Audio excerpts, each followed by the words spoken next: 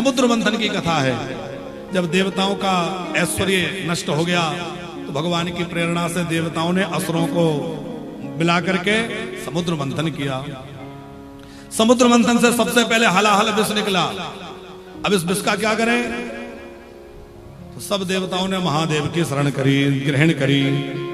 देवो देव महादेव भूतात्मन भूत भावना त्राहिणा शरणापन्ना त्रैलोक्य दहना द्विषा।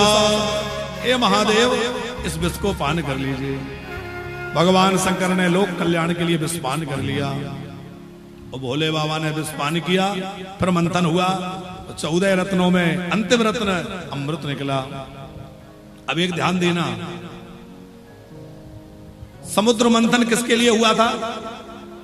अमृत के लिए। और सबसे पहले क्या निकला? विष। यदि देवता विष को देख करके डर जाते और मंथन बंद कर देते तो क्या अमृत मिलता? संसार में हम कोई भी काम करें, जब काम की शुरुआत करते हैं तो पहले जहर निकलता है। देवलिया जी, सबसे पहले तो विष का सामना होता है। हम लोग वानप्रस्थ बनाने की तैयारी में लगे तो लोगों ने तमाम अपवाद, निंदा, अरे पता नहीं क्या कर रहे हैं, कैसे कर रहे हैं, लूट लेंगे, ले जाएंगे, भाग जाएंगे, तो सब सहना पड़ा। अब जो लोग कहते थे वही कह रहे हाँ हाँ महाराज जी ने बना दिया, अब तो लोग रह भी रहे, रहने वाले लोग पहुंच के रहे। तो कोई भी काम आप संसार का, लोग का कोई भी काम करें, शुरुआत में निंदा होगी, आलोचना होगी, लोग तरह तरह की बातें करेंगे। वो जहर पीते रहे और उसको लेकर के आप आगे बढ़ते रहे तो एक दिन अमृत जरूर निकलेगा साहब। आप लगे रहिए तो एक दिन अमृत जरूर पैदा होगा, जरूर प्रकट होगा। अमृत लेकर के भगवान धन्वंतरी प्रकट हुए और धन्वंतरी भगवान से असुरों ने जब अमृत का कलश छीन लिया तो भगवान ने मोहिनी रूप धारण किया और देवताओं को अमृत पान कराया। और वहां पर असुरों में से एक असुर ने देवताओं की पंक्ति में जाके बैठ गया, उसको भी भगवान ने अमृत पिला दिया। कथा आप सब जानते हैं कि वो राहु और केतु के रूप में हो गए। हमारे गुरुजी एक बात कहते हैं, मरूपपीठ वाले गुरुजी देवलिया जी, बोले थोड़ी देर देवताओं का संग करने का ये फल मिला कि हमेशा हमेशा के लिए देवताओं के साथ पुज रहा है राहु। आज भी पुज रहा है कि नहीं? थोड़ी देर देवताओं के संग में बैठ गए तो उसका क्या फल मिला कि हमेशा के लिए देवता बनके पुज रहे हैं। और भैया, हमेशा सत्पुरुषों का संग करोगे तो हमेशा जीवन में उन्नति ही होगी। साधु ते होए ना कारज हानि, अच्छे लोगों में रहोगे तो कभी आपका बुरा नहीं होगा। इसलिए हमेशा सत्पुरुषों का संग करो। एक और बात, समुद्र मंथन से जहर निकला और समुद्र मंथन से अमृत निकला। तो जहर दिया गया शिव जी को और अमृत दिया गया देवताओं को। अच्छा, समुद्र मंथन से लक्ष्मी जी निकली। लक्ष्मी किसको दी गई? विष्णु भगवान को। तो हमारे एक और गुरुजी थे भोपाल में, वो कमाली मंदिर में पढ़ाते थे।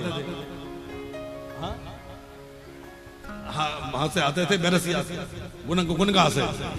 वो एक बात सुनाते थे, उनसे हम कुछ दिन कमाली मंदिर पढ़ने गए। वो एक बात सुनाते थे, हम छोटे थे, बोले अच्छे कपड़े पहन के रहना चाहिए। हमने कहा गुरुजी क्यों?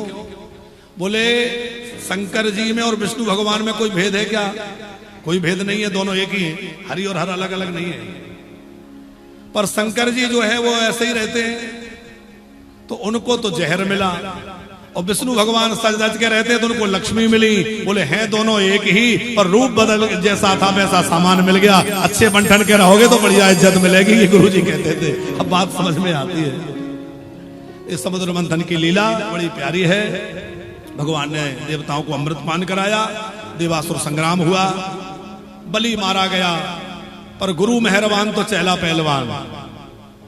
संजीवनी विद्या के प्रभाव से शुक्राचार्य जी ने बलि को पुनः जीवित किया, बलि से विश्वजित यज्ञ करवाया, और फिर तीनों लोकों का स्वामी राजा बलि बन गया, इंद्र की आसन पर बैठ गया। फिर पूछा, अच्छा गुरुजी ये बताओ इंद्र बनने का संविधान क्या है?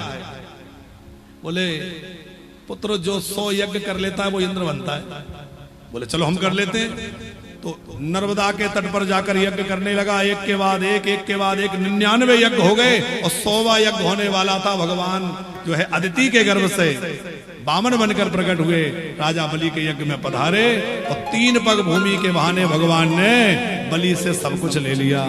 एक पैर में ऊपर के लोग, दूसरे में नीचे के लोग, और बोले तीसरा बलि ने माथा आगे कर दिया, बोले सिर पे रख दीजिए। भगवान ने बलि को सुतल्लोक को भेज दिया और कहा आने वाले मनवंतर में तुम ही इंद्र बनोगे। बोली बामन भगवान की जय।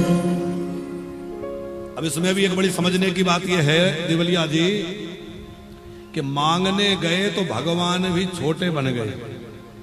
मांगने से अच्छा व्यक्ति छोटा बन जाता है। इसलिए जहां तक हो सके मांगने से बचना चाहिए।